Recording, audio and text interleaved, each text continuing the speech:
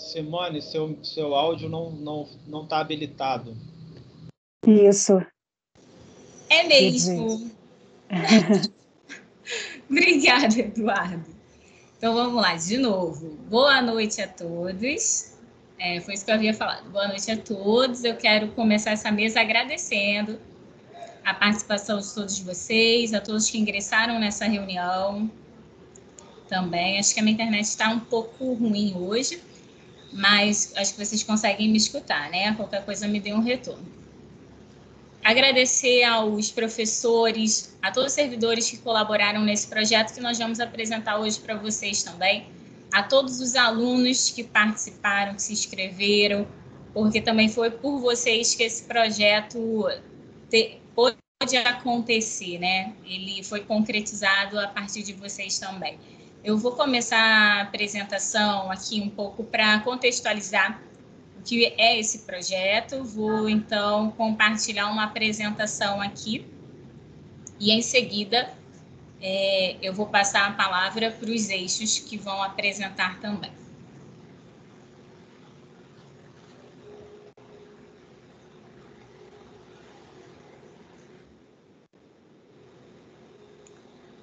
Então, o nosso projeto, ele se intitula Projeto de Extensão Covid-19, Conceito, Impactos e Perspectivas Futuras.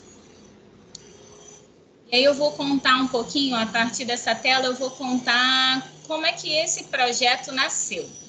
Então, eu vou partir daqui, dessa informação que está no centro. Então, essa foi a máxima que motivou também o surgimento do projeto da Covid-19. Nós já estávamos nos reunindo em abril desse ano, e isso já era uma realidade para nós. A pandemia pelo novo coronavírus gerou impactos na estrutura socioeconômica mundial e deflagrou uma crise sanitária e humanitária em larga escala. Nós estávamos falando disso em abril de 2020. E com esses meses que passaram, essa máxima, essa assertiva só se torna ainda mais relevante, considerando toda a situação que o Brasil se encontra nesse momento da pandemia. Então, assim, foi entendendo a gravidade dessa situação, olhando para esses impactos, que nós, professores atuantes nos cursos técnicos de informática e administração, então um grupo desses professores se reuniu e nós começamos a pensar, a gestar esse projeto. Partimos da concepção de escola, então entender o que é a escola para todos nós, como um espaço de construção de múltiplos saberes. Então pensamos, a escola tem a obrigação sim de ensinar, de produzir conhecimentos epistemológicos, conhecimentos técnicos, conhecimentos das diversas áreas do conhecimento, mas também é lugar de formação de cidadãos críticos e conscientes. Então, no bojo de toda essa concepção de escola, se encontra também a nossa visão de currículo, né? Então, eu trago aqui para essa informação de currículos escolares como instâncias que são dinâmicas e que acabam respondendo sim. Então, a partir das nossas ações pedagógicas, podemos responder política e conceitualmente as demandas concretas da sociedade, da vida em sociedade, pensar as diversas dimensões dessa vida. E aí articulamos isso com a situação da pandemia. Como não responder a esse momento que o país, não só o país, né, o mundo como um todo estava enfrentando. E aí, a partir dessas reuniões, foram diversas reuniões que aconteceram online, nós chegamos a esse desenho de um projeto em que a Covid-19 era o tema que perpassava, né? É o tema que seria transversal a todas as propostas que que saíssem desse projeto. E chegamos ao desenho de um projeto transdisciplinar, interdisciplinar, que conjugasse diferentes áreas do conhecimento também. Quando nós falamos de transdisciplinaridade, estamos falando de conhecimentos que ultrapassam as fronteiras das disciplinas. Pensamos uma proposta que integrasse diferentes professores, uma preocupação, sim, de trazer esse aluno para o centro do processo, né, estimulando a produção de conhecimento, estimulando também esse aluno na pesquisa, estimulando a esse aluno a entender que a educação é holística e que ela está além das fronteiras das disciplinas e que as diferentes áreas de conhecimento elas podem ser articuladas, né, porque isso ajuda a ter uma visão ampla também. Então, esse conhecimento que é mais holístico. E aí, a partir dessas reuniões em que nós conseguimos fazer um desenho desse projeto da Covid-19, fizemos uma reunião geral com os nossos alunos em maio de 2020, e aí foi aberto o processo de inscrição dos alunos. Na primeira semana, quando já nos dividimos por eixos, e eu vou falar desses eixos daqui a pouco, e vocês também vão poder conhecer cada um desses eixos, nós, na reunião geral, apresentamos a proposta dos eixos e os alunos puderam, na primeira semana, fazer parte das reuniões de todos os eixos que eles tinham algum interesse, né, de participação, e puderam, então, escolher de forma democrática em que eixo eles gostariam de se engajar para fazer parte dessa investigação. E o objetivo que foi pontuado para esse projeto é pensar justamente a produção de conhecimento e de material que é transdisciplinar, é interdisciplinar, para divulgação e publicação externa, com informações e as reflexões sobre a pandemia da Covid-19. Buscando atender ao propósito da extensão, que é também trazer esse impacto para a comunidade. E aí foi mais ou menos... Essa é a tela que eu tentei mostrar para vocês, que é o embrião desse projeto. E aí eu vou mostrar agora os eixos, né? Nós chegamos ao desenho desses eixos norteadores do estudo. Então, entendendo que havia também dentro desse tema transversal, que é a Covid-19, que nós podíamos explorá-lo também a partir de algumas especificidades. Então, chegamos ao eixo número 1, as grandes pandemias da história, a origem da Covid-19, a atual expansão demográfica e resposta dos Estados nacionais. O eixo 2, epistemologia e metodologia da ciência, bioquímica e processos de validação científica dos produtos de prevenção e dos medicamentos em pesquisa para tratamento do novo coronavírus, o eixo da saúde e bem-estar na pandemia, o eixo de impactos econômicos, artísticos e culturais da pandemia e perspectivas futuras na sociedade, e a informação e comunicação em tempos de pandemia. A proposta da nossa mesa hoje é justamente que vocês conheçam cada um desses eixos de uma maneira um pouco mais detalhada.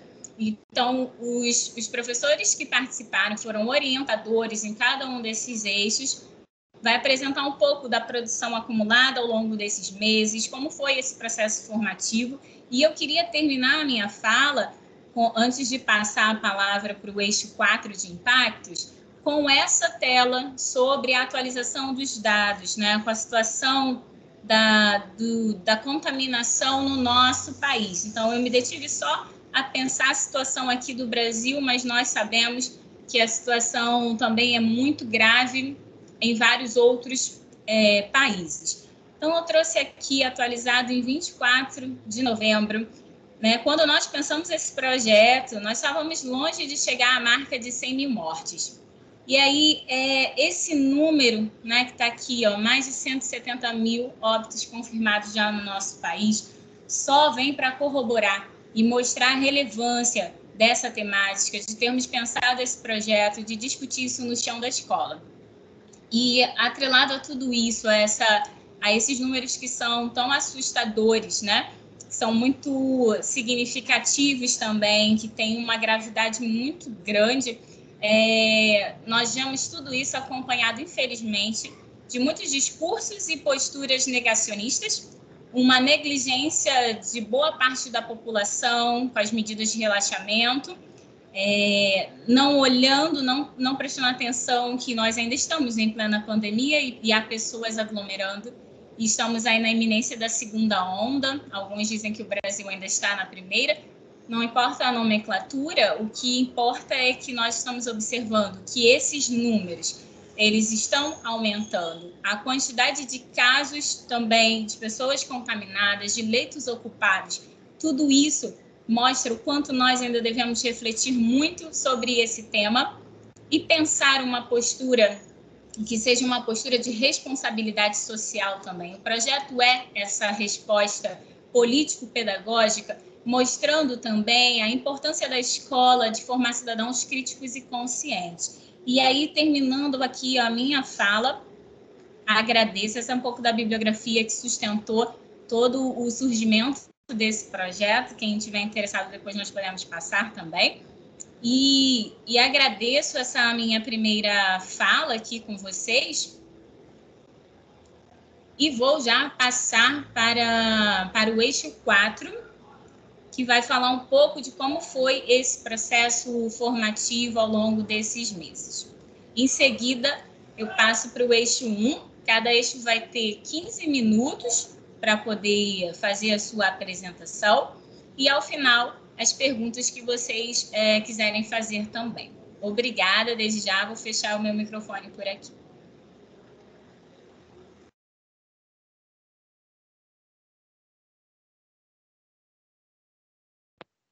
Boa tarde. Eu começo então, né, Simone?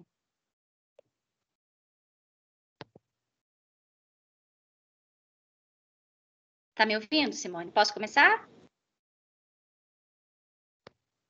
Sim, pode sim. Então tá bom, obrigada.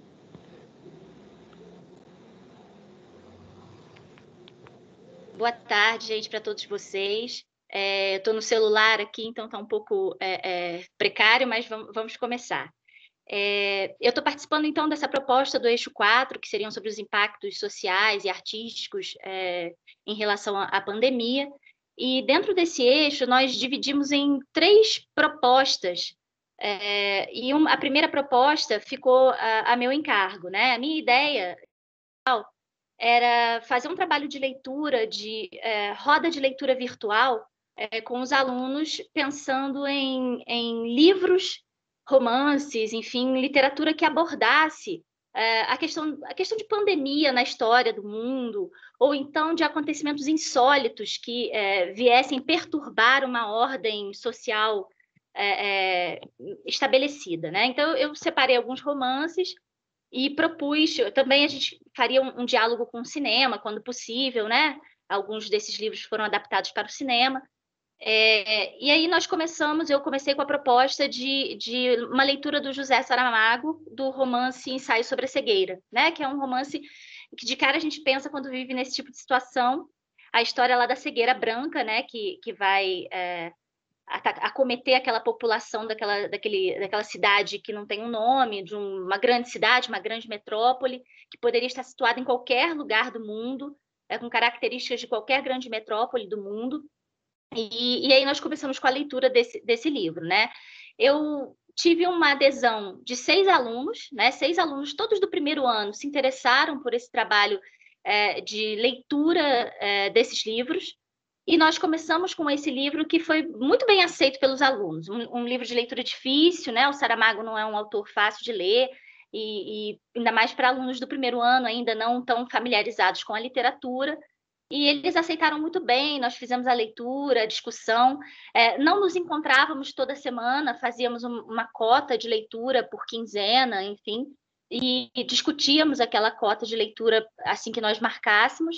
E uma outra parte da proposta também era que eles produzissem textos, uma produção livre, eles poderiam, inclusive, falar do dia a dia deles em relação a esse momento de estar isolado em casa, estar sozinho, né? Então, era uma questão de uma produção mais livre para eles também. E ao final da leitura do primeiro livro, eu senti que eles estavam um pouco desanimados. Eu acho que isso acontece muito nesse contexto virtual que a gente está vivendo. Há momentos de desânimo, e nós já tínhamos feito algumas rodadas de produção, os alunos produziram bastante, e alunos muito criativos, né? Produziram uma participante, inclusive, chegou a produzir uma música, né? Letra e melodia, muito bonita, falando sobre a questão da pandemia e tudo. Mas quando eu percebi esse desânimo e a saída de uma participante, eu comecei a conversar com eles sobre o que poderia ser feito, como é que eles estavam, vendo assim, uma questão de um retorno, que não fosse um retorno exatamente acadêmico, mas um retorno afetivo, não é? E os 5 que permaneceram comigo me deram um retorno muito interessante. Eu propus uma guinada no projeto, né? Eu percebi que eles não estavam mais querendo falar sobre a pandemia. Um participante relatava questão de ansiedade, e aí eu resolvi mudar o foco. Eu acho que também isso fez muito bem para a saúde mental de todos nós, né? Também ter um espaço em que a gente pudesse se encontrar, ter uma troca afetiva e falar de outras coisas que não esse momento tão difícil que a gente estava vivendo. E aí eu propus que nós nos encontrássemos semanalmente e fazendo leitura de textos curtos. E aquilo que era uma proposta de romances, nós abortamos no meio do caminho e fizemos uma oficina de contos que vem durando, então, mais ou menos de julho para cá, com encontros semanais, e nós selecionávamos, né, o conto que ia ser lido para a semana seguinte, discutíamos. Eu propus também a produção de contos, eles acataram de uma forma muito generosa. E quando veio a possibilidade do retorno remoto, do retorno das aulas de forma remota, eu conversei com eles muito francamente, falando da minha situação de tempo, porque eu tenho um bebê, né? E que eu não conseguiria lidar com todas essas situações. Eu perguntei se eles também teriam dificuldade de tempo e se eles queriam parar o projeto. Eu ia me comunicar com a Adriana e com a Simone, que estão na coordenação, né? E falaria que a gente não teria condição de continuar até o final. E, para minha surpresa, eles decidiram comprar a ideia. Falaram, não, a gente faz como fazia no início, a gente afasta um pouco a questão de tempo, não precisa se encontrar toda semana, mas vamos continuar mantendo. E eu achei isso muito bacana, porque eu acho que esse espaço afetivo de encontro, da leitura dos contos, da análise dos contos, de uma teoria do conto, de pensar como se produz um texto, quais são as características daquele tipo de texto, fez bem para eles e para mim. E nós não estávamos ainda tendo aula, era o nosso espaço de aula, né? O nosso espaço de uma troca afetiva que envolvia a literatura. Isso foi muito bacana. Nosso último encontro, nós já combinamos o final, agora em dezembro. Como produto desse trabalho, nós temos aí pelo menos 5 rodadas de textos produzidos pelos alunos. Eu propus a eles que nós pensássemos em fazer um produto, um livro em formato de PDF, para que a gente pudesse divulgar esses textos deles, não é? Eles aceitaram, mas me pediram um tempo maior, porque alguns deles querem revisar os textos que produziram, já têm outras ideias, já amadureceram nesse caminho e querem melhorar os textos que já fizeram. Então, é bem provável que esse produto ele fique para o ano que vem para um retorno presencial, porque aí a gente, assim que puder estar junto, a gente vai planejar isso junto e montar um livro, os textos deles que ficaram muito bacanas mesmo, muito bons. E vamos encerrar agora em dezembro com uma leitura de um conto do Machado de Assis, porque nós ainda não havíamos lido Machado, nós lemos muitos contos, mas não lemos Machado, e vamos fechar com chave de ouro com o texto do maior escritor da língua portuguesa, né, do Brasil. Bom, esse foi o panorama do projeto que nós fizemos, né? Eu passo minha palavra, então, para o Eduardo, que fez um trabalho muito bacana e do qual eu também participei, e vou permitir que ele fale um pouquinho sobre a segunda proposta do Eixo 4, então. Muito obrigada pela atenção de vocês. Muito obrigado, professora Daniele, pelas palavras aí para todos nós. Bom, eu também gostaria de relatar aqui a alegria que está sendo ainda, né, fazer parte desse projeto. O projeto está se encaminhando para o seu final. A professora Daniele e eu, né, estivemos à frente da proposta número 2, então a proposta que estava mais ligada às questões artísticas, e acabou que nós estruturamos essa proposta basicamente ligada a 3 eixos, 3 motes principais, né, que seria a arte, e aí o confinamento e a tecnologia. O confinamento em decorrência das perspectivas pandêmicas, e aí, sem dúvida, a gente encaminhou também para uma discussão com a perspectiva tecnológica. A partir disso, nós separamos autores que estavam trabalhando, que iriam trabalhar com uma dimensão levada tanto a uma reprodutibilidade quanto a uma dimensão de um entretenimento. E por isso separamos autores como Benjamin, Adorno e Horkheimer, né? E, basicamente, ao longo desse momento, nós trabalhamos com 2 textos, que seriam a obra de arte na época de sua reprodutibilidade técnica, do Walter Benjamin, e o Iluminismo como mistificação das massas, que é do Adorno e do Horkheimer. Então, nós fazíamos a discussão desses textos, os alunos, né, faziam as leituras dos textos e a gente passava para um debate mais livre, né, também trazendo questões relativas à inteligência artificial. A gente debateu bastante na dimensão tecnológica as perspectivas de inteligência artificial, mídias sociais, algoritmos, tudo isso relacionado ao momento do confinamento e como que a dimensão artística ela estava sendo influenciada por essas maneiras de lidar, seja com as questões sociais das mídias, seja com as plataformas de vídeo, de áudio, de música, né? Plataformas como YouTube, como Deezer, né? Como essas outras, né? Vimeo, que lidam como repositórios, né? Como grandes, funcionam como grandes repositórios que você pode postar ali quaisquer tipos de produções. Com isso, a partir de todas essas discussões, a professora Daniela e eu, nós orientamos os alunos na produção de textos, né? Que estavam muito mais voltados a uma dimensão reflexiva. Então, há uma produção, os alunos produziram basicamente 2 textos, né? Um inicial, após uma discussão, eles fizeram um segundo texto. Esse trabalho ainda está para ser terminado agora em dezembro.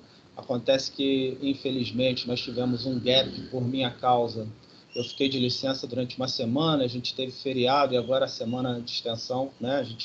Nós estávamos sempre nos reunindo às sextas-feiras e por causa desse gap aí a gente ainda não alinhavou de maneira mais precisa os aspectos finais, né?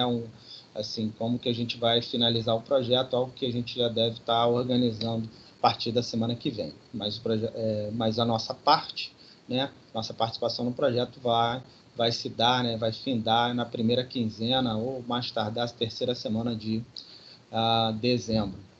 A professora Daniele também trouxe muitíssimas, né, contribuições espetaculares. Eu acho que assim, trabalharmos juntos, a Simone já falou isso sobre a questão da transdisciplinaridade, né, e assim, esse trabalho em conjunto com os alunos, né, com os professores, né, essa transdisciplinaridade ocorrendo, né, essa proximidade, porque os grupos eram pequenos. Essa nossa proposta começou com 8 alunos, acabou que hoje nós temos 5 alunos em atividade, né, 3 acabaram por desistir, mas isso tem sido, né, uma experiência muito reconfortante, principalmente nesse momento que a gente está vivendo de tanta dureza, de tanta dificuldade, né? Eu acho que para todos nós tem sido um momento muito reconfortante de colaboração, de criação, né? de aproximação no sentido afetivo, né? Assim, acho que vários afetos são trabalhados porque você, né? Essa relação, por mais que seja virtual, ela ocorre de maneira, acaba sendo próxima, né? Ao mesmo tempo que a gente está longe, a gente acaba se sentindo próximo, né? Todo mundo coabitando esse mesmo ambiente. Sem mais me alongar, termino minha fala por aqui. Abraço a todos. Passar para a próxima proposta do Eixo.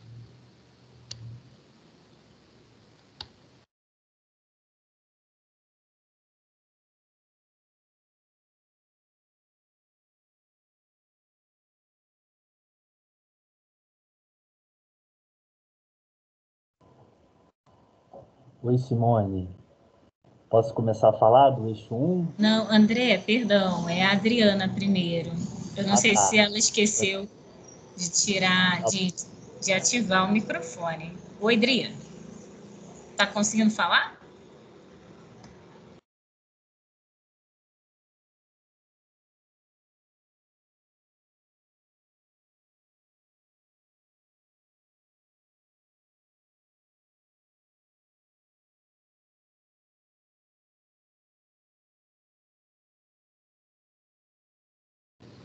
Ela parece que está com problemas aí para ativar o microfone. Acho que agora foi. Me desculpem. o ícone do microfone sumiu novamente da tela.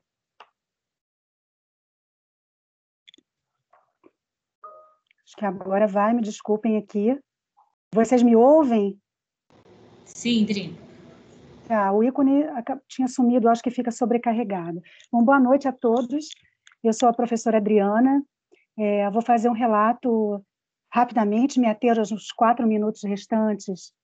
Por isso, vou me ater ao registro que eu fiz aqui, para que não passe do tempo.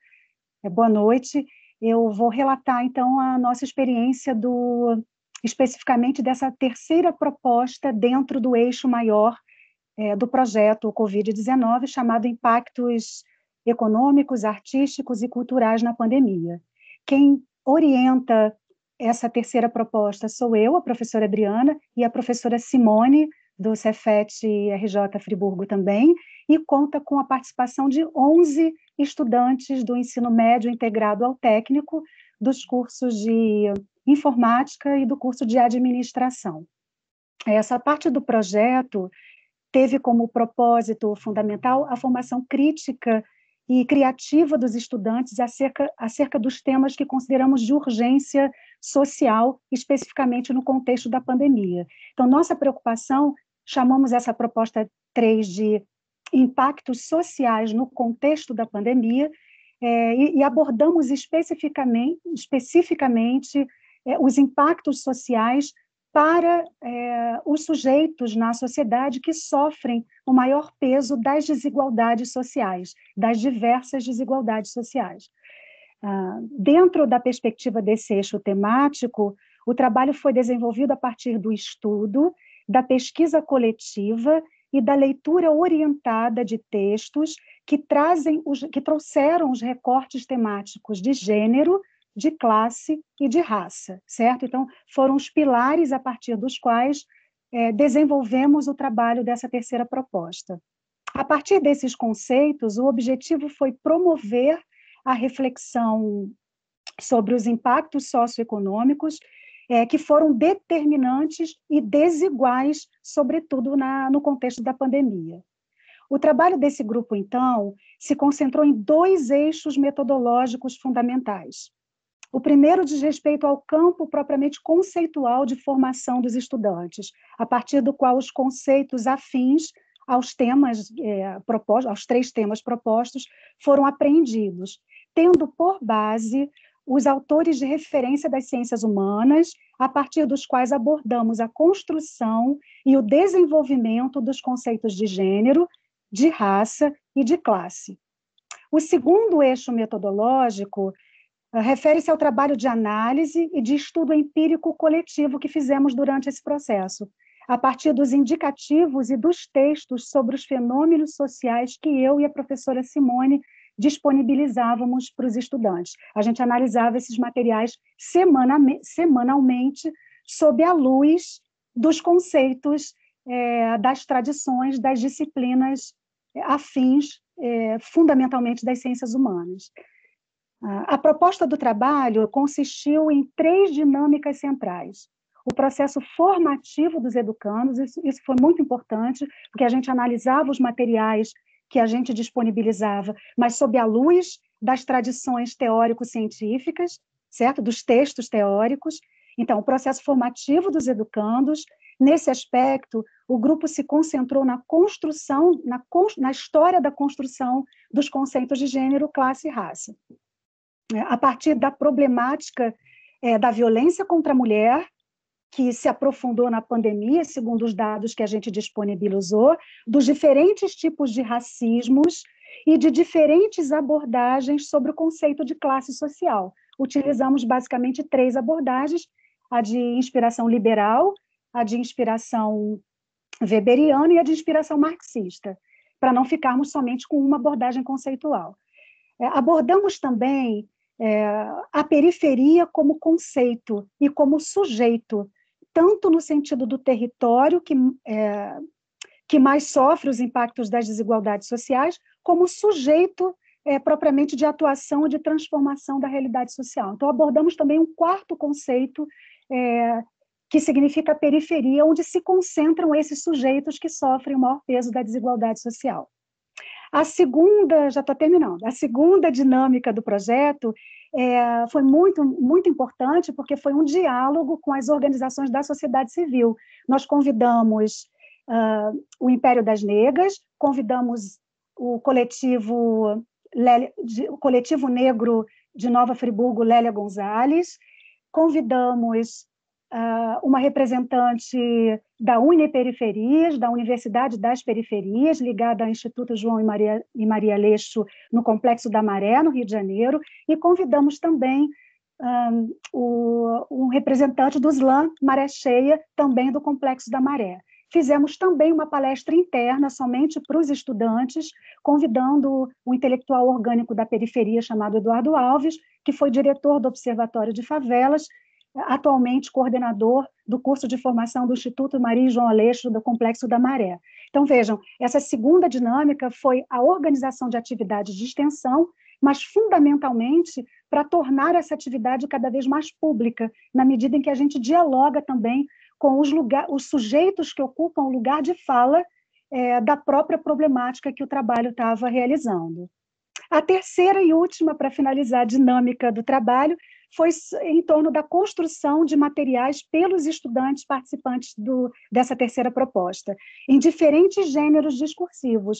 Então, em poemas, charges, tirinhas, curta-metragem, dentre outras formas de propostas, né, que fizemos para os estudantes, e que atendessem ao propósito de ofertar à comunidade interna e também externa do Cefet informações e reflexões a partir da temática da nossa proposta e também com embasamento e critérios científicos para essa produção.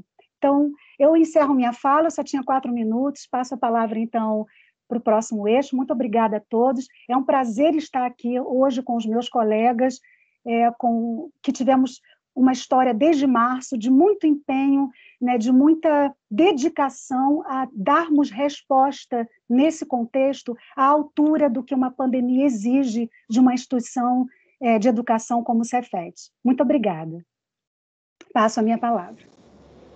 Muito obrigada ao Eixo 4, do qual eu faço parte também, né? Um agradecimento por esse trabalho que nós fizemos de maneira coletiva, gratidão à professora Adriana, que junto comigo orientou esse grupo de estudantes, gratidão aos estudantes que realizaram tantas tarefas junto conosco, foi uma oportunidade de aprendizagem coletiva muito significativa para todos nós, né? Então é isso, vou passar agora a palavra para o professor André, que é do Eixo 1. Então, boa noite, gente. Sou o professor André Franklin, ministro de disciplina de História no campus de Nova Friburgo. Vou falar um pouquinho, da nossa trajetória, dos nossos resultados em relação à linha 1 do projeto, as grandes pandemias da história, origem da Covid-19, expansão demográfica e resposta dos estados nacionais.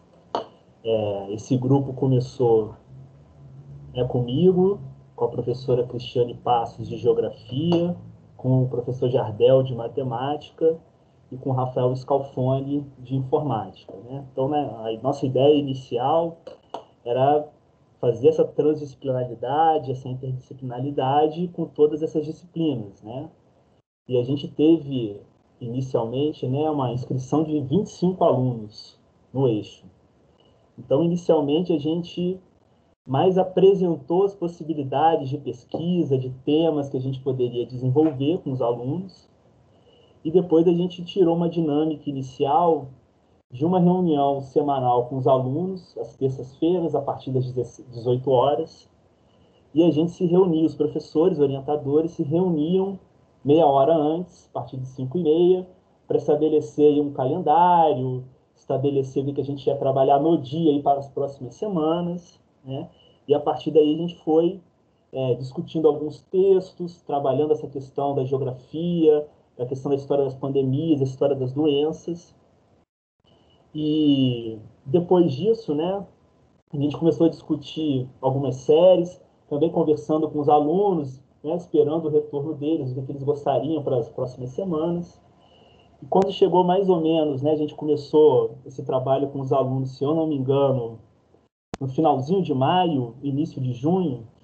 Quando chegou no final de junho, início de julho, um pouco antes do nosso recesso, apareceu uma revista, né, abrindo chamada de artigos, a revista Tropel, e a gente colocou para os alunos se eles não gostariam de formar grupos com alguns temas relacionados ao que a gente vinha debatendo, né? A gente tinha discutido textos sobre a peste bubônica medieval, discutido textos sobre a história da humanidade através dos vírus, discutido séries que estavam saindo falando sobre a Covid, né? Sobre a questão, né, da expansão, né, dessa pandemia, a escala global dessa pandemia.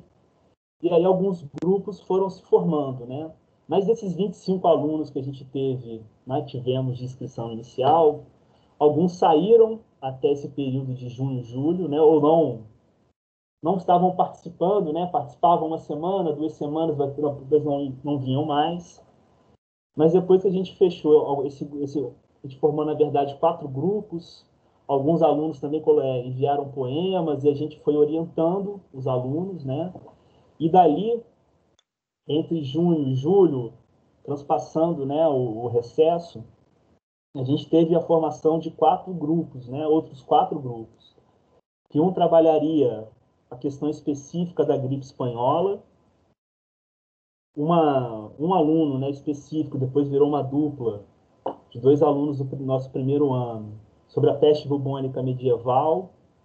Esse grupo, né, de gripe espanhola, inicialmente foi eu que orientei, esse também de peste bubônica também, o de epidemias do Rio de Janeiro, na virada do século XIX para o século XX. Né? Começou com a orientação da professora Cristiane para o artigo, mas depois eu também comecei a orientar, e depois saiu uma dupla, que era nossas alunas do terceiro ano, né? Ana Beatriz e Samira, começaram a desenvolver uma pesquisa junto com a professora Cristiane, que também teve participação da nossa professora de física, Daiane, que eram os impactos da Covid-19 na vida das mulheres, da coletiva Mulheres da Serra, e de uns 6 trabalhos que foram enviados, 5, 6 trabalhos que foram, agora me perdi agora o número exato, entre artigos, resenhas, poesia, o próprio projeto, né, de pesquisa sobre as mulheres na Serra, 3 desses artigos foram aceitos, né, pela revista. Né, foi muito legal.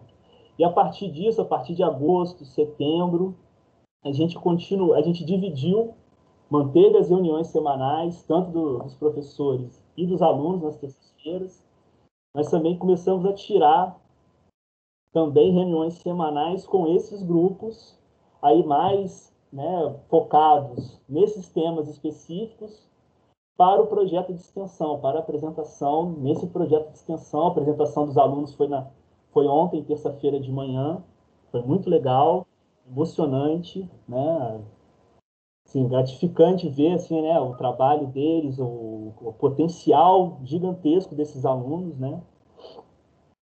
E pós, né, o recesso, alguns alunos também saíram, então a gente está com os alunos aí na faixa de 10 a 12 alunos ainda constando, né, semanalmente, vinham, né, semanalmente constando nas nossas reuniões e nos nossos grupos de trabalho.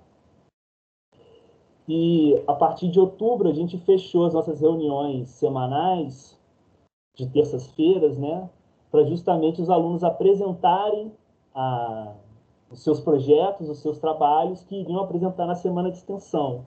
Então, os outros professores que não orientavam esses grupos também podiam fazer colocações. O Jardel, por exemplo, né, acabou de terminar o doutorado, está afiadíssimo em projetos de pesquisa, etc. Então, assim, deu contribuições fundamentais para os temas. Né? A gente continuou com 3 grandes temas, só que aí no caso da gripe espanhola, a gente começou a trabalhar a questão da inteligência artificial, inicialmente tentando fazer uma comparação entre a gripe espanhola, o surto de 1918 no Brasil, com a Covid, tentando trabalhar a questão da inteligência artificial. E aí ficou um grupo, né, orientado por mim e pelo professor Rafael Scalfoni. E no final, a apresentação dos alunos, né, ficou sobre o conceito de rede social na gripe espanhola e na Covid-19, que eles apresentaram ontem. A Cléo e o Maurício, né, uma dupla de alunos nossos brilhantes do primeiro ano, né, apresentaram um trabalho ontem sobre a febre amarela no contexto, né, do final do século XIX para o XX no Rio de Janeiro. A Samira e a Ana Beatriz fizeram uma apresentação, né, sobre os impactos da Covid-19 na vida das mulheres, né, na periferia de Nova Friburgo, fizeram entrevistas, é um tema sensacional. E estamos chegando, né, ao final desse projeto com a própria Semana de Extensão, né, participando aqui da nossa mesa redonda, ontem na mesa redonda do projeto, né, da linha 1 do projeto, né, e tentando agora fazer um balanço, né, do nosso trabalho ao longo do tempo, né, eu acho que esse projeto foi muito importante para a gente dar uma resposta à comunidade, né, sobre um período de pandemia que a gente nunca tinha vivido, né, e isso nem esperava viver. E essa resposta veio com muito trabalho, acho que a gente se uniu muito, né, a nossa equipe de professores, né, se uniu muito durante esse período, durante as nossas diversas reuniões, para a construção do projeto, e depois com os alunos, e depois todo o processo, toda a dificuldade que a gente tem tido na própria instituição.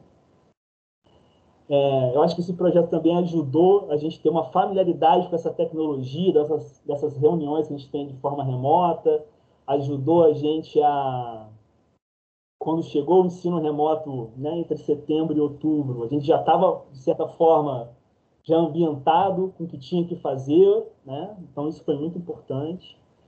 E em termos de perspectivas futuras, em relação, por exemplo, a esses 4 grandes grupos não, esses 4 grupos de trabalho que a gente formou, eu acho que tem lenha para queimar, em futuros projetos de extensão a partir do ano que vem, projetos de pesquisa, enfim, tem coisas ainda para serem feitas, sabe? Mas foi muito legal, foi muito cansativo, muito extenuante, né? Foram 2 reuniões semanais no início, depois 5 reuniões semanais, mas vale a pena, né, gente? Valeu muito a pena, muito obrigado, um abraço a todos, estou com saudade de todos, queria estar presencialmente com todos vocês, tá? Espero que em breve, saindo essa vacina, a gente consiga se encontrar. Tá? Um grande abraço. Qualquer coisa, eu volto aqui. Obrigado. Obrigada ao professor André, que representou o eixo 1. E agora eu vou passar a palavra para o eixo 2. Obrigado, Simone. Boa noite a todos, né? Eu vou fazer uma breve apresentação, né, sobre o eixo número 2, né? E, primeiramente, eu queria agradecer vocês, né, por poder fazer parte desse grupo tão qualificado, né, que assim, das discussões que nós tivemos para poder chegar nesse nível de trabalho que nós tivemos, né? E eu vou projetar minha tela aqui, que eu vou mostrar para vocês um slide e vou falando um pouco, eu vou contar um pouco da história do desenvolvimento da estrutura da linha propriamente dita, e depois, né, do eixo norteador, perdão, e depois vou discutir um pouco para falar o que das limitações, né, e dos avanços que nós tivemos ao longo desse período, tá? Mas, de qualquer maneira, por exemplo, é muito legal escutar os colegas falando, né, apresentando os seus avanços, as suas limitações, né, ao longo da linha. Por favor, por gentileza, vocês estão conseguindo ver a minha tela? Sim, Anderson. Sim. Obrigado. Deixa eu diminuir aqui para ficar mais fácil. Então, pessoal, essa estrutura aqui, essa análise, foi mais ou menos para a gente tentar sintetizar, né, o que representa o eixo norteador do número 2, né, que é o chamado epistemologia e metodologia da ciência. Esse eixo norteador, para começar, ele tem uma história bastante interessante, porque ele foi bastante ambicioso no que diz respeito que esse eixo ele tentou ser o quê? Trazer um aspecto mais teórico, né? Científico, né? E crítico para uma doença que até então desconhecida, né? Um quadro desconhecido, um agente infeccioso desconhecido. E aí isso fazia o quê? Com que a gente estivesse o tempo todo, né, conectado, interconectado, para poder verificar esses avanços de acordo com que isso ia surgindo semanalmente, né? Mas aí, dentro desse turbilhão de informações que a gente tinha, essa linha ela foi estruturada com o objetivo de fazer com que os alunos eles desenvolvessem, né, o conhecimento e a criticidade a respeito do que a gente chama de método científico, né?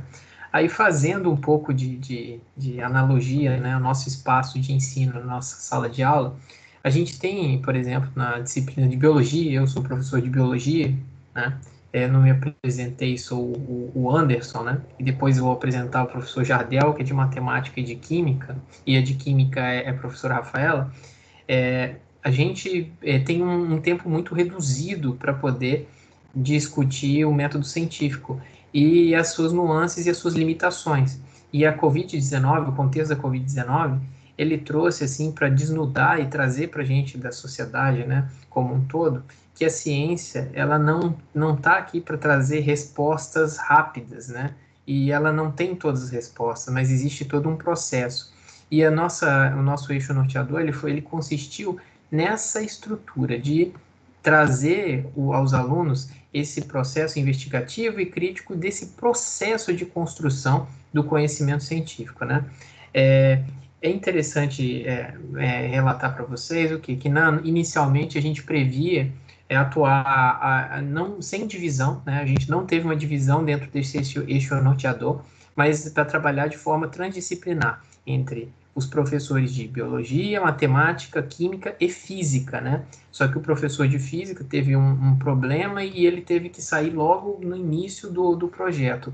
E nós três que restamos, professores de biologia, matemática e química, a gente sempre primou por trabalhar juntos, né? Com propostas únicas e tentando encontrar os pontos de convergência dentro da temática proposta. E como que ela foi estruturada?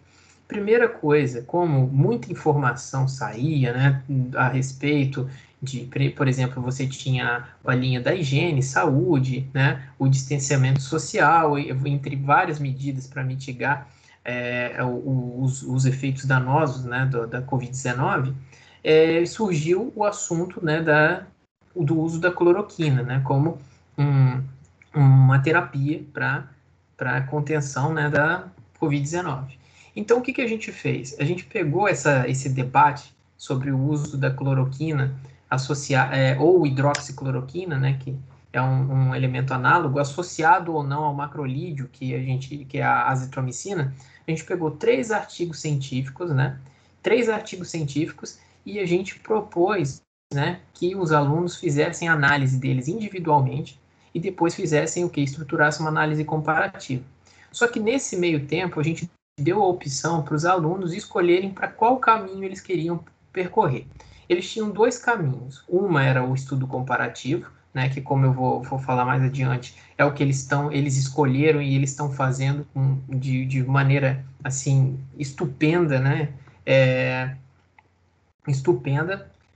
E a construção de mapas conceituais. E em que sentido seria isso? Dentro dessas 2 propostas que foi oferecida para os alunos, né, seria o seguinte: eles construiriam mapas conceituais a partir dos conceitos que eles identificariam dentro desses artigos, e a gente ia trabalhar no sentido da transposição didática, tá? Basicamente, quando a gente fala de transposição didática, significa o quê? Você pegar aquele conhecimento, que é chamado de saber sábio, né? Você transformar ele numa forma que é o saber a ser ensinado, né? E trazer ele no que a gente chama de saber aprendido, propriamente dito, que é o que é levado para os alunos, né, em sala de aula, e é o que nós, professores, em geral, nós fazemos. Então, a ideia seria fazer essa discussão mais teórica e fazer uma correlação direta com o que os alunos aprendem na escola e com esses conteúdos contidos nesses artigos. Essa era uma vertente. E a outra vertente era fazer uma análise mais crítica de cada artigo individualmente, né, usando metodologias que eu vou discutir mais adiante, e compará-los e trabalhar o quê? No intuito de redigir um artigo científico, usando o quê? Aprendendo todos os processos, inclusive com a seleção de revistas, a submissão para revisão por pares, enfim, todo esse aprendizado do método científico. Esse plano, né, essa saída foi a saída que eles escolheram, que foi do estudo comparativo. É interessante também destacar que nessa proposta a gente tinha 2 artigos que apoiavam fortemente o uso da cloroquina e apenas um desses 3 artigos ele rejeitava fortemente. Mas onde estava a grande questão? É importante deixar claro para os espectadores que nosso propósito nessa linha nunca foi discutir se a hidroxicloroquina associada ou não aos macrolídeos ela é boa ou é ruim, mas sim mostrar o que cada artigo científico ele tem uma forma de levar a mensagem e ele tem limitações e virtudes diante de cada tipo de técnica empregada. Então, nós tínhamos o quê? Nós tínhamos um trabalho que era genuinamente in vitro, nós tínhamos um trabalho que era uma amostra não randomizada, até com um universo amostral muito parco, e nós tínhamos mais um trabalho que era muito grande, utilizando metadados, havia um universo amostral muito grande, mas um trabalho que, por conta de acesso às bases de dados, ele foi o que? Retirado pelos autores.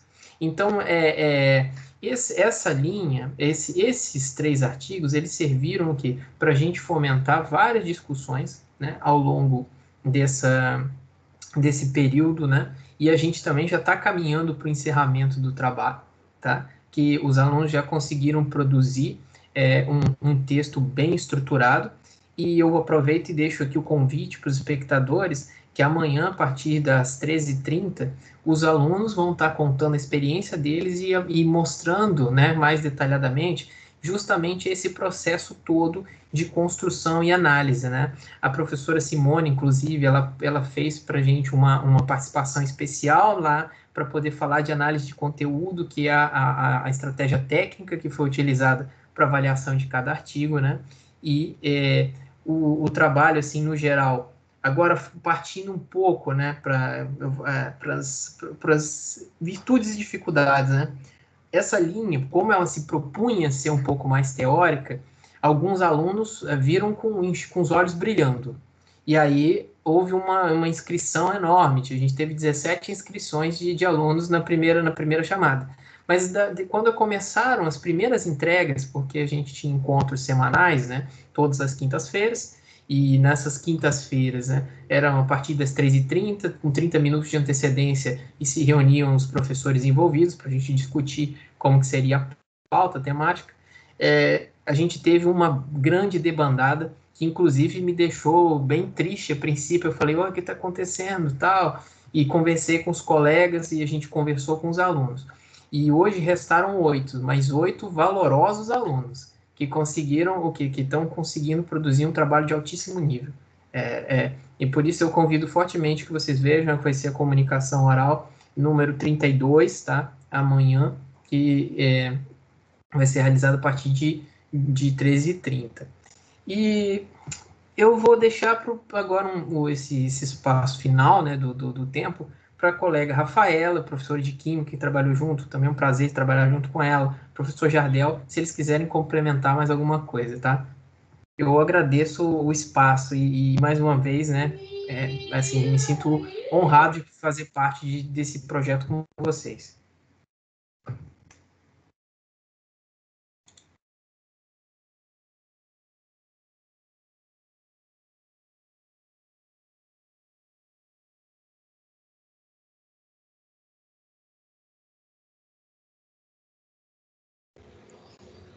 Então, Rafaela e Jardel, vocês querem complementar algo da fala do Anderson? Oi, a minha internet deu uma falhada bem agora. Eu não ouvi o finalzinho da fala do Anderson, mas até a parte que eu ouvi, eu acho que ele contemplou muito bem o que a gente viveu. Foi um trabalho muito bom, porque a gente se surpreendeu com a qualidade do que os alunos produziram. E é só elogiar mesmo o que o nosso grupo conseguiu desenvolver. Foi um trabalho muito agradável, muito bom ao lado dos colegas e dos nossos alunos. Então, eu agradeço a fala do professor Anderson, da professora Rafaela, agradeço o convite que foi feito também para falar um pouco da técnica de análise de conteúdo. É um grupo muito valoroso mesmo que vocês, com o qual vocês trabalharam. Parabéns à equipe. E eu vou passar agora, então, a fala para a professora Daiane, que vai falar pelo eixo 3.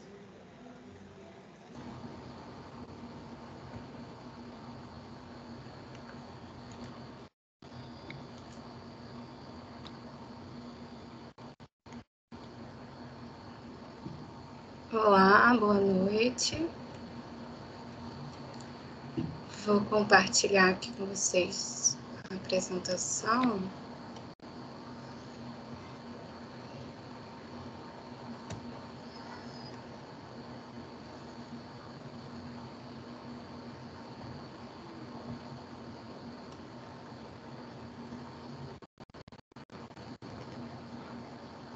Vocês estão vendo a apresentação?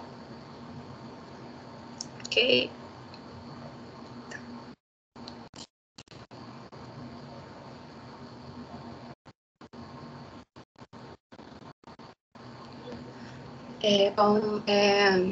Primeiro eu queria agradecer, né, por estar representando o eixo 3. Eu vou até colocar aqui um cronômetro para eu não passar muito do tempo. Eu vou explicar mais ou menos como vai ser essa apresentação e né, para organizar mais ou menos a minha fala. Então, né, eu sou a professora Daiane, sou professora de Física. Eu vou apresentar como a gente estruturou o eixo 3, que é o eixo da saúde e bem-estar na pandemia, e eu vou tentar fazer minha fala menos de 15 minutos para deixar para os outros professores, caso, né, eles queiram falar mais dos seus trabalhos, porque a gente dividiu esse eixo em subgrupos, né? Então, a organização do eixo 3 ficou, né? A gente teve 20 participantes no total, sendo 8 professores orientadores, 2 colaboradores e 10 alunos. Nós separamos o eixo 3 em subgrupos e nós tivemos os encontros pela plataforma Teams, sendo esses encontros mensais e semanais, né? Os encontros mensais, a gente, mais ou menos mensais, teriam os encontros do eixo 3, né, do eixo como um todo, onde a gente conversava sobre as produções de cada subgrupo, e os encontros semanais, eles eram nos subgrupos, né? Na verdade, ficava a critério de cada professor, mas basicamente o que a gente via é que cada subgrupo fazia os encontros semanais.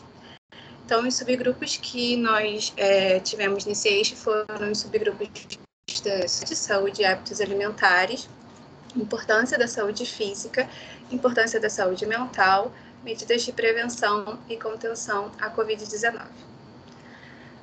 O primeiro subgrupo, né, o da Sociedade de Saúde e Hábitos Alimentares, ele ficou sob responsabilidade das professoras Adriana e Helga, com o colaborador Matheus e a aluna Juliana. Dentro desse subgrupo, né, ele começa das entrevistas, né, são a análise de entrevista do Food Revolution Summit, onde eles pegaram, né, onde eles pretendiam iniciaram através dessas apresentações, dessas entrevistas de médicos, onde eles tinham um propósito de uma concepção alimentar que vinham a mitigar os efeitos do novo coronavírus. Então, o trabalho, ele vinha apresentar a importância de uma alimentação baseada em plantas e alimentos não processados na eficácia ao combate à Covid-19 na saúde humana. Então, assim, é uma abordagem de uma alimentação que ela vem contra uma leitura de um sistema atual, né? Que aí eu deixo isso para as professoras poderem falar melhor, né? Então, assim, estou trazendo o geral desse trabalho, que inclusive elas apresentaram ontem. Então, aqui é o meu papel, é trazer mais ou menos o panorama desse eixo, e eu vou falar mais específico do meu trabalho, que está dentro da saúde mental. O segundo subgrupo é da importância da saúde física, que é da professora Gisela, com os alunos de Gabriel e Luísa, onde eles produziram vídeos com atividades físicas profiláticas na pandemia, e esses vídeos eles fizeram essa produção, e essa produção desses vídeos eles puderam transmitir através do canal da Cefetinha, né, é uma das formas de divulgação, e esses vídeos eles vinham com algumas dicas de atividades, de alongamento, de atividades físicas que podiam ser feitas para prevenções de doenças nesse contexto da pandemia. Dentro da saúde mental, que aí está o meu trabalho, eu fiz esse trabalho junto com a colaboradora Maria Luísa, que é psicóloga, né, da SAPED, do campus Nova Friburgo, e a gente trabalhou com os alunos a Alexandra, a Ana Clara, o Brian, a Bruna e a Isabelle. A gente fez um trabalho que foi um trabalho semanal, onde a gente fazia reuniões sobre discussão de textos de revistas científicas, onde a gente trabalhou alguns temas que foram temas que eles escolheram por terem uma necessidade de falar sobre esses temas, identificarem esses temas no contexto das redes sociais, de ouvirem bastante esses temas. Então, a gente decidiu trabalhar esses temas de uma forma mais teórica. Então, a gente fez essas leituras, discutiu um pouco sobre esses temas, e uma parte também a gente assistiu, né, uma parte que era uma parte mais, talvez, de um interesse meu, era de trazer um pouco esses temas para uma discussão mais que atravessasse a questão das classes sociais, né? E aí a gente discutiu um pouco da pandemia e periferia, crise social, isolamento e saúde mental, que aí era um link que eu gostaria de ter feito com os outros eixos, né? A gente fez uma reunião junto com a Cristiane, com as meninas, com a Samira e com a Ana Beatriz, mas a gente não conseguiu evoluir muito o trabalho, mas foi até bem bacana, onde a gente conseguiu assistir essas lives, discutir um pouco e fazer um pouco um trabalho de poder pensar um pouco sobre saúde mental nesses outros contextos, né? E foi bem bacana. Então, a gente começou, né, dentro desse universo.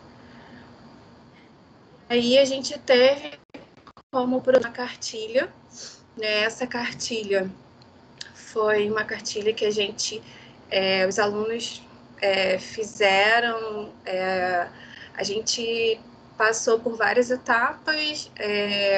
A cartilha ela tem alguns objetivos, né? Ela começa por explicar de uma forma mais simplificada esses temas que eles escolheram trabalhar, né? Os transtornos de ansiedade alimentar, o suicídio, essa questão do que é normal, do que é patológico, e ela tem, após isso, ela vem trazendo alguns exemplos de pessoas públicas que já falaram, né, publicamente sobre ter passado por esses tipos de transtornos, traz, dentro desse momento atual da pandemia, a como esses transtornos foram intensificados, como as pessoas têm falado mais sobre isso, e no final ela traz propostas de autoajuda e de serviços gratuitos de ajuda, né? Então, a ideia da cartilha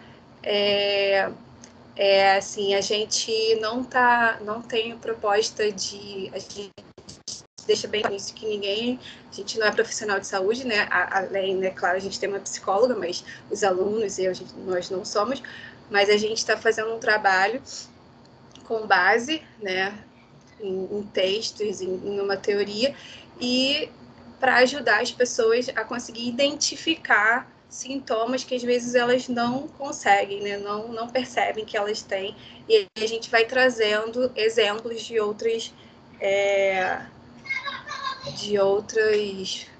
pessoas que elas conheçam, e trazendo possibilidades. Então a cartilha ficou bem bacana, os alunos gostaram muito de produzir, e foi uma experiência bem legal. E eu posso até botar a cartilha aqui para vocês verem a cartilha como um todo. Ela tem 36 páginas, eu peguei só alguns exemplos dela aqui, para a gente poder dar uma olhadinha de como ela ficou. O produto foi um formulário, esse formulário é um formulário de 26 perguntas. Esse formulário a gente levou um tempo para fazer, ele passou por várias etapas de testes, a gente parou, refez, a gente mudou perguntas, a gente tirou, colocou, e aí no final a gente passou pela fase final, e aí a gente fechou ele semana passada. Então ele está em fase final, a gente está analisando as respostas, a gente tem 93 respostas, mas para poder apresentar eu trouxe aqui alguns dos resultados. Coisas que são interessantes para a gente no nosso contexto, né? A gente está trabalhando com um grupo que é basicamente o nosso grupo, né? Porque assim, como que a gente divulgou esse formulário? A gente divulgou basicamente pelo WhatsApp. Então foi um formulário feito pelos nossos alunos, né? Então eles basicamente fomos nós, professores, outros alunos, colegas, irmãos, amigos, familiares que responderam. Então, quando a gente olha esses gráficos, a gente vê que, assim, a gente está falando dos nossos alunos ou de adolescentes, de pessoas de um grupo que a gente trabalha. Então, a gente vê, por exemplo, que a gente está trabalhando com estudantes, né? A maioria aqui são estudantes, que esse primeiro gráfico, número 8. O vermelho aqui são alunos do ensino médio, então 46% das pessoas que responderam são alunos do ensino médio. E essas pessoas, elas foram bastante afetadas com o isolamento, né? Muito afetadas, 65% foram afetadas com esse isolamento. E aqui, na pergunta 14, 75% dessas pessoas identificam sintomas de ansiedade. E essas pessoas, percebam que 80% não contam com nenhuma ajuda profissional. Então, assim, a gente percebe que elas identificam que estão tendo esses sintomas e que também não tem nenhuma ajuda profissional. Então, esse formulário deu para a gente poder identificar que as pessoas já percebem que não está legal e que precisam seguir alguma estratégia, né? Então, aqui também a gente está observando que existe, por exemplo, uma polaridade quando as pessoas pensam no futuro, ou elas pensam de uma forma muito negativa, que vai dar tudo errado, ou elas são muito positivas. Aqui também, esse 17, a gente identifica que algumas formas que as pessoas conseguem de poder criar alternativas, ferramentas de como lidar com as coisas. Então, aqui tem algumas... dos objetivos do formulário foi dar alternativas de como as pessoas podem fazer as coisas para poder melhorar, né? Então, se você tem, nesses momentos de inquietude, o que você tem feito para você melhorar, né? Para lidar com esse medo, para lidar com essas coisas. Então, aqui a gente dá algumas opções, e aí as pessoas podem, mesmo que você não tenha pensado em nada disso, você tem aqui algumas sugestões. E uma das últimas perguntas que achei bacana colocar aqui é: se imagine uma pandemia no futuro próximo, né? Porque a gente também a gente está observando que essa frequência com que as pandemias vêm acontecendo, ela vem diminuindo, né? Então, muito provavelmente, a gente pode pegar uma pandemia ainda viva, né? Nós mesmo. Então, o que a gente diria, né, para uma pessoa que vai passar por uma pandemia, né, mais proximamente, mais para frente? Então, eu peguei algumas das respostas aqui, tem algumas bem interessantes, né? Então, assim, cobrar ações mais efetivas do governo, dê valor ao presente, uma hora isso acaba, tenha calma e não confie em qualquer informação da mídia. Então, assim, dá para a gente trabalhar muitas coisas com esse tipo de formulário. Então, esse foi um dos meus trabalhos. E, por fim, tem a Cefetinha, que também, né, vocês apresentaram hoje, Simone, o pessoal aqui. Então, foi um trabalho do grupo de medidas de prevenção e contenção à Covid-19, dos professores Anderson, André, Rafaela e Simone, com as alunas Mariana e Maria Luísa. Aqui a gente tem a setinha, e aí, né, começa com, a partir do texto do Leonard Boff, a gente vai discutir sobre a ética do cuidado, né, e aí, a partir daí, você vai discutir acerca dos cuidados pessoais, sobre todas essas questões da desinformação que a gente passou e que a gente passa nesse contexto de tanto volume, né, de informação que a gente tem, e aí essa Fetinha vem aí para poder meio que dar aí uma garimpada nisso tudo e ajudar nesse processo que a universidade tem de informar, de dar informação de qualidade às pessoas. Que tem algum dos posts dessa Fetinha, e para finalizar aqui os contatos das pessoas, dos professores e dos colaboradores desse grupo, para quem quiser saber mais informação de cada um desses trabalhos. E é isso, gente. Não consegui fazer em menos tempo, Simone. Desculpa.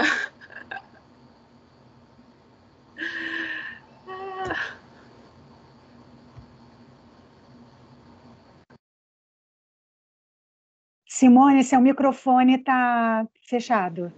Toda hora eu esqueço isso. Obrigada.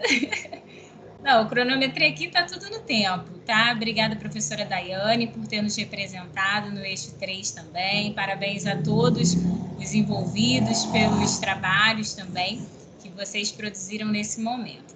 E nós vamos passar agora para o eixo 5 com o professor Bruno, que é o último eixo, e após a fala do professor Bruno, nós abriremos para as perguntas, comentários gerais sobre o projeto. Oi. Vocês estão me escutando? Sim. Tá. Só um pouquinho aqui. Eu fiz um pequeno conjunto de slides para poder ajudar no raciocínio.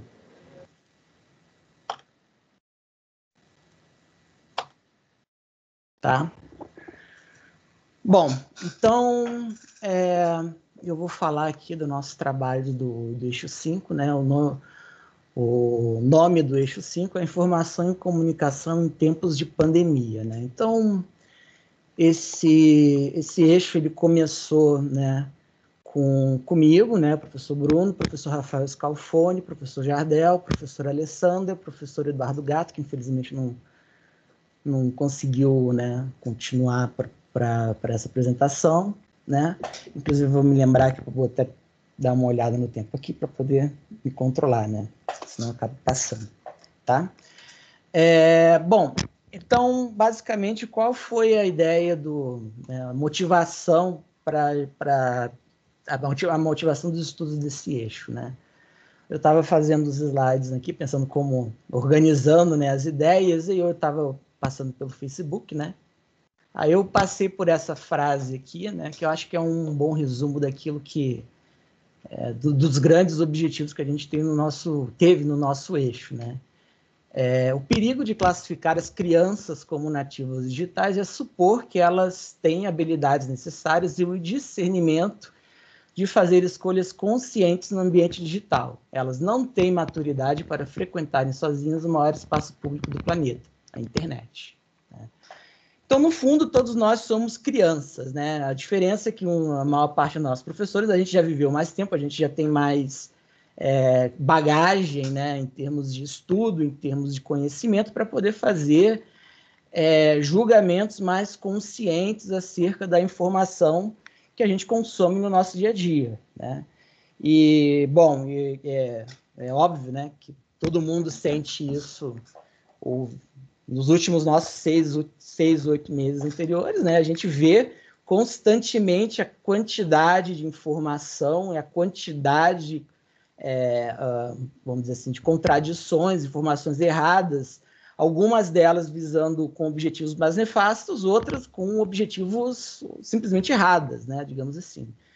Então, o grande objetivo dessa nossa proposta do eixo 5 foi justamente desenvolver um termo que eu conheci, inclusive, por causa dos trabalhos do eixo 5, que é a autonomia crítica, né? Então, qualquer um de nós vai estar sujeito, né, a, em um momento ou outro, a gente cometer um julgamento errado, né?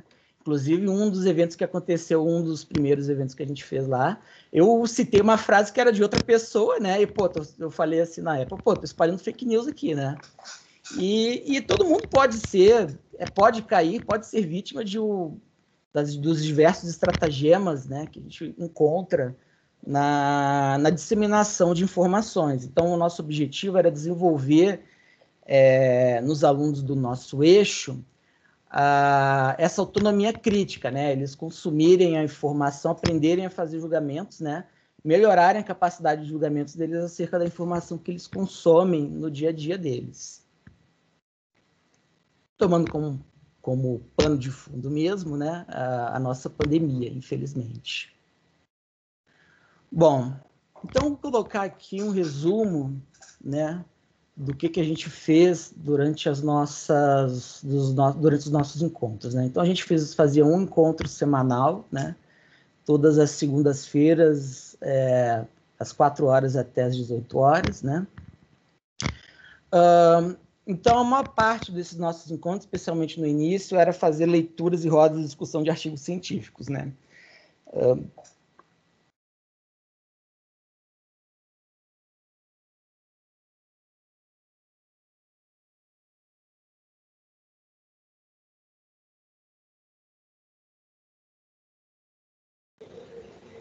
Oi, Bruno, seu microfone está mutado.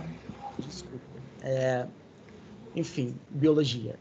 Então, voltando aqui ao assunto, o que a gente fez aqui, né?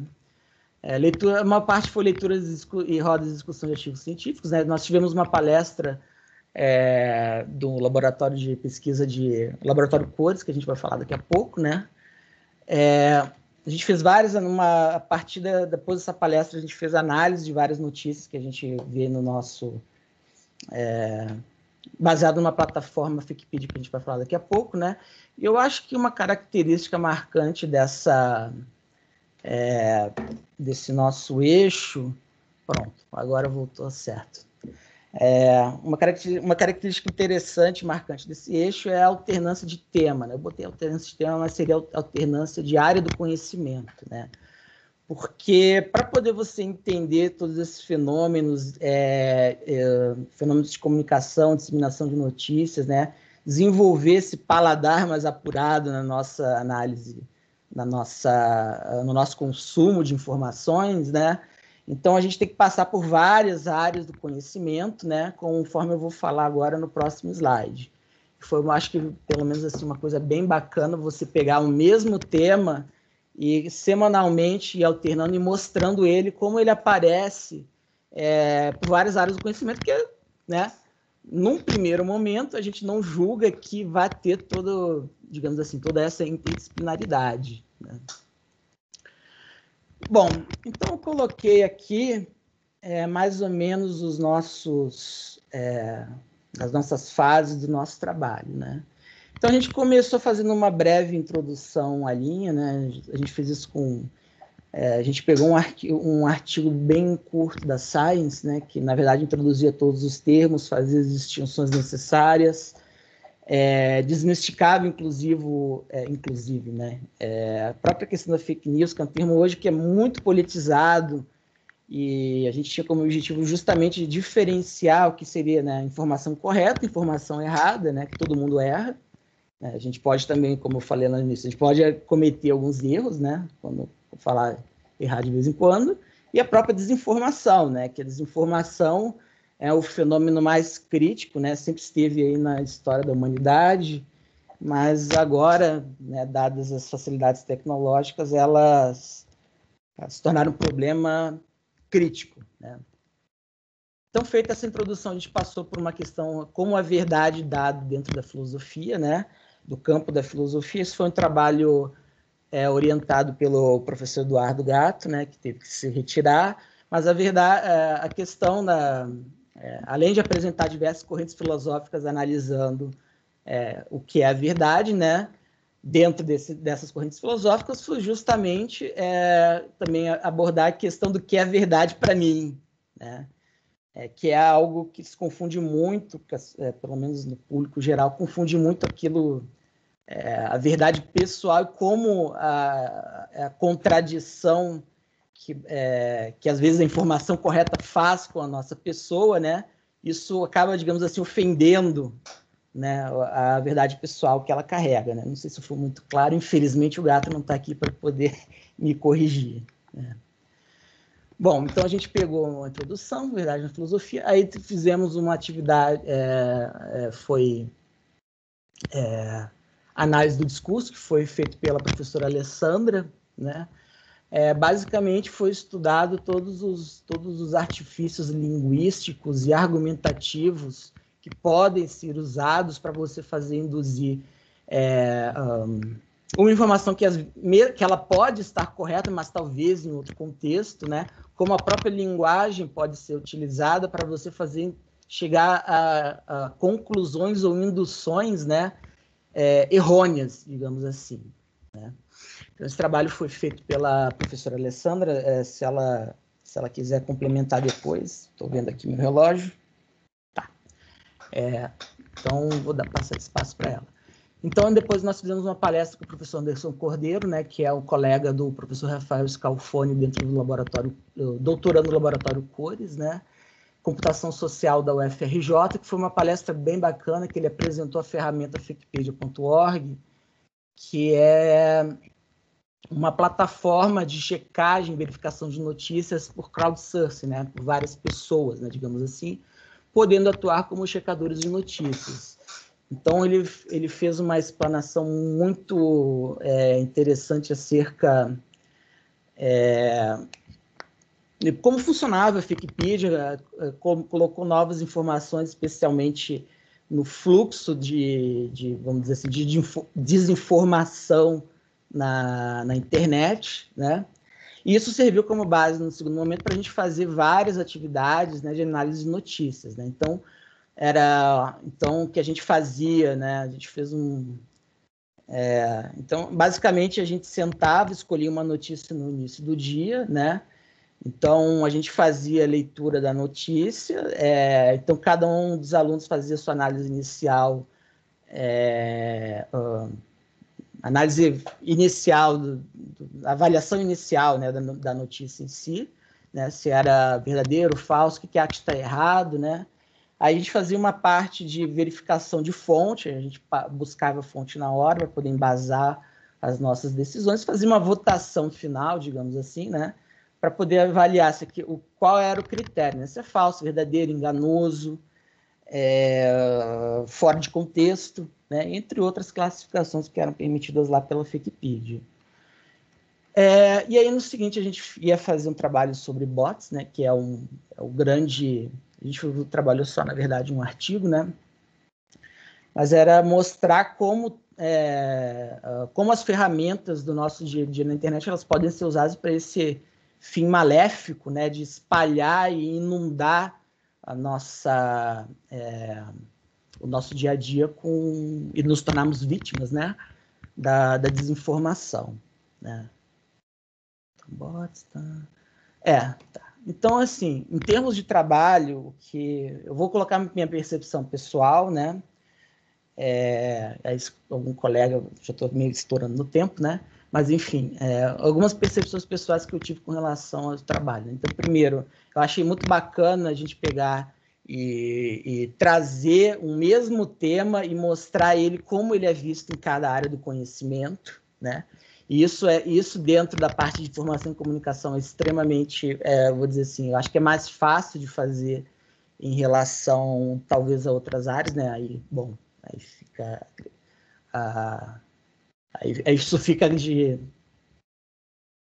Aí depende de quem está falando, né, das outras áreas. Essa percepção foi minha.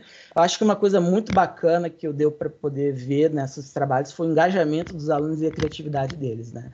Então, eu sou professor da área técnica, eu estou acostumado a colocar eles para botar em preto e branco, tela em preto e branco, né, no meu caso, e ver assim o quanto eles conseguem criar coisas bacanas e com vontade, né, quando a gente escolhe, consegue colocar um assunto que eles escolheram, né, estudar. Eu achei muito bacana ver uma criatividade que é difícil eu enxergar, às vezes, nas disciplinas que eu ministro, né? Eu acho que isso, inclusive, é um legado para o futuro, né, como perspectiva futura, fazer mais trabalhos assim, porque isso permite você abordar mais assuntos e trazer assuntos que talvez sejam desinteressantes a eles, entre aspas, de uma maneira que torne interessante, né? Apresentar. Bom, e aqui foi uma parte das referências que a gente colocou, né? Se alguém quiser, a gente pode colocar aqui. Sobrou 2 minutos e 30 segundos, né? Vou passar a palavra para os meus colegas, se alguém quiser complementar, né? É isso aí.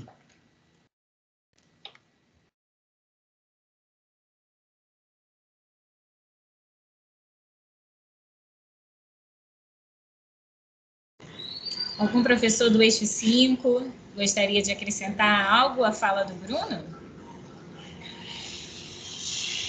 Oi, Simone. Oi, pessoal, boa tarde. Bom, só complementando um pouquinho, na verdade, né, sobre a atividade que abordava a análise linguística, né?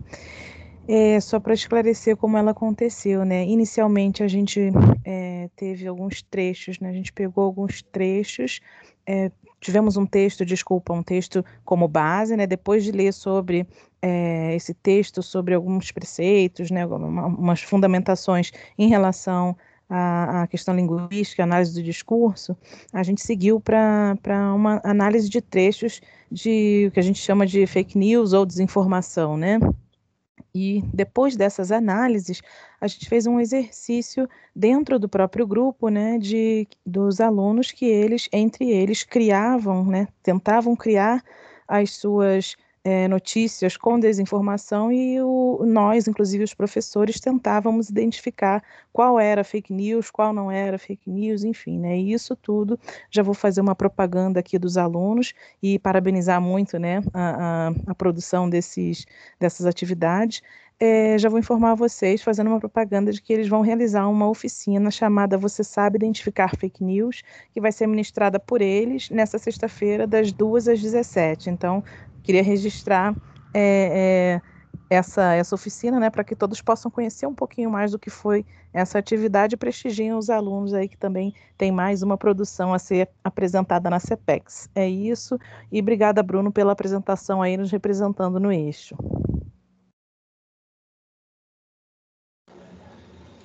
Bom, então nós concluímos aqui as apresentações dos 5 eixos, né? Eu sou muito grata por ter participado também desse trabalho junto com vocês, um projeto que mostra sua relevância, né, a depender das diversas especificidades, né? Mas tendo esse tema da Covid como tema transversal e pensando o quanto nós devemos ainda refletir sobre isso, precisamos seguir falando ainda desse tema, né?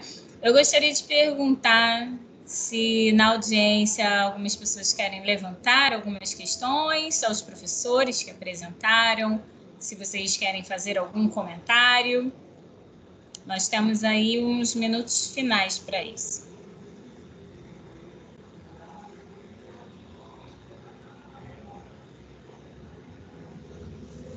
E aí eu vou perguntar para a nossa moderadora, né, Giovana?